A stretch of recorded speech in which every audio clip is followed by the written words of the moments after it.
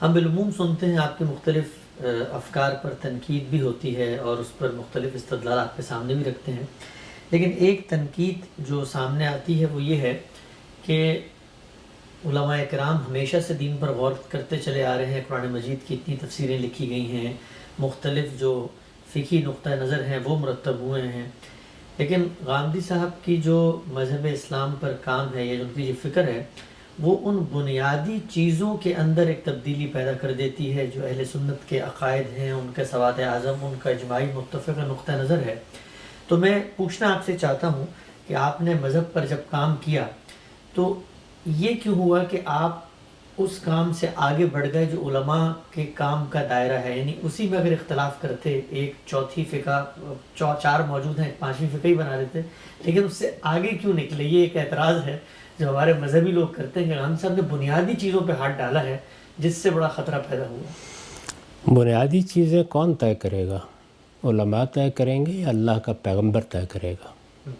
یہ ایک بڑی اہم بات ہے کہ دین میں کیا چیزیں بنیادی ہیں۔ قرآن مجید بنیادی چیزوں کو بیان کرنے میں کوئی کسر نہیں چھوڑی۔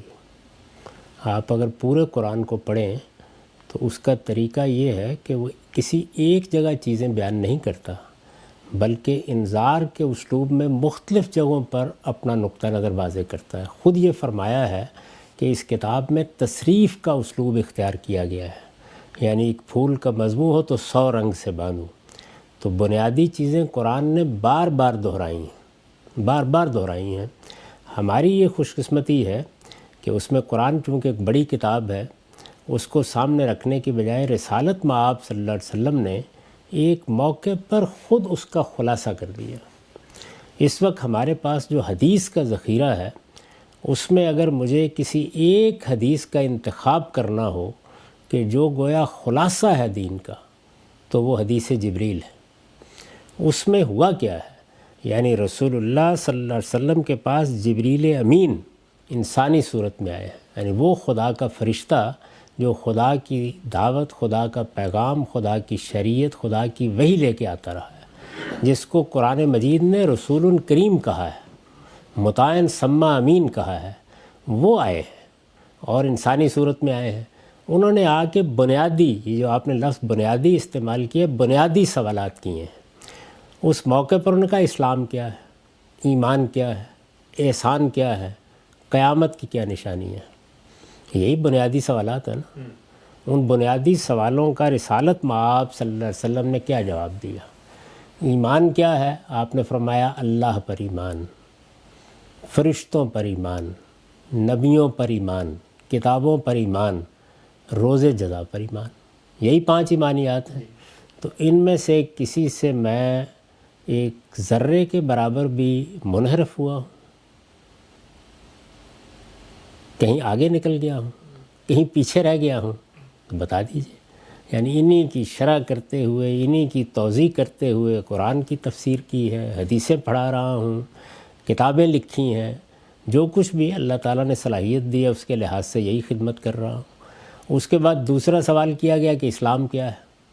تو فرمایا کہ اس بات کی گواہی دو کہ اللہ کے سوا کوئی الہ نہیں اور محمد صلی اللہ علیہ وسلم اس کے رسول ہیں، اور نماز کا اہتمام کرو، اور روزے کا اہتمام کرو، اور زکوٰۃ ادا کرو، اور حج کرو، یہی فرمایا نا۔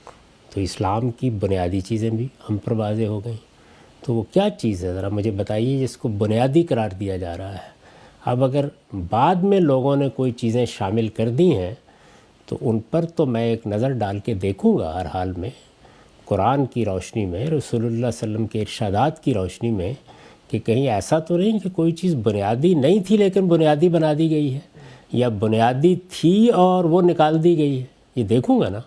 یہ دیکھنے کا حق آپ مجھ سے کیسے سلب کر سکتے ہیں؟ بلکہ کسی بھی شخص سے کیسے سلب کر سکتے ہیں؟ یعنی لوگوں کو کیا ہم یہ کہیں گے کہ اندھے ہو جاؤ؟ لوگ پیدا ہوں گے، وہ دین کا علم حاصل کریں گے۔ جس طرح سے ہمارے ہاں ایک روایت ہے طب کے علم کی، تو کیا جو آگے کوئی طب کا اچھا عالم پیدا ہوگا آپ اس کو روک دیں گے کہ وہ پہلوں کی تحقیقات پر نظر نہ کریں؟ آپ یہ کہیں گے کہ اتنے عرصے سے ڈاکٹر علاج کر رہے ہیں، انہوں نے علاج کے یہ طریقے اختیار کیے ہیں، تم کون ہوتے ہو نظر ثانی کرنے والے؟ تو یہی معاملہ دین کے علم کا ہے۔ دین کے علم میں پہلے یہ فیصلہ کر لیجئے کہ بنیادی بات کس نے کرنی ہے۔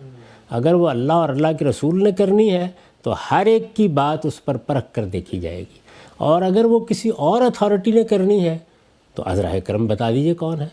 مثال کے طور پر مسیحیت میں وہ پوپ نے کرنی ہوتی ہے، تو چلیے پھر تو پوپ سے انحراف کرنے کے نتیجے میں آدمی مجرم ہوگا۔ ہمارے دین میں بنیادی بات کس نے کرنی ہے؟ تو میں نے اپنی کتابوں میں واضح کیا ہے کہ یہ بنیادی بات کرنے کا اختیار، بلکہ دین کی حیثیت سے کسی بات کو بھی دین قرار دینے کا اختیار، یہ صرف ایک ہی ہستی کو ہے، اور وہ محمد الرسول اللہ صلی اللہ علیہ وسلم ہے۔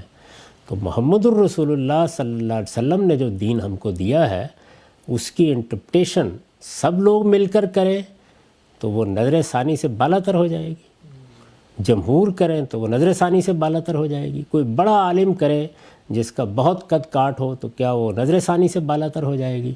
نہیں، اس پر نظر ثانی ہوگی۔ اور یہ نظر ثانی، یہ ریویو، یہ ریکنسٹرکشن میرے نزدیک تو یہ ہر وقت ہوتی رہنی چاہیے۔ انسان اگر جمود اختیار کر لے تو غلطیاں مقدس ہو جاتی ہیں۔ تو ان چیزوں پر میں تنقید کرتا رہتا ہوں، اور تنقید بھی میرا خیال ہے کہ میں نے آخری درجے میں شائستگی کے ساتھ کی ہے، سب کا احترام ملحوظ رکھ کے کی ہے۔ البتہ اپنی بات استدلال کے ساتھ بیان کر دیتا ہوں، ہر ایک کو حق حاصل ہے کہ وہ اس کے استدلال کا جائزہ لے، لیکن یہ کوئی جواب میں استدلال نہیں ہے کہ تمہاری بات بہت سے لوگوں کے خلاف ہے۔ بتانا چاہیے میری بات قرآن کے خلاف ہے، میری بات حدیث کے خلاف ہے، میری بات رسالت مآب صلی اللہ علیہ وسلم کی سنت کے خلاف ہے، یہ بتانا چاہیے۔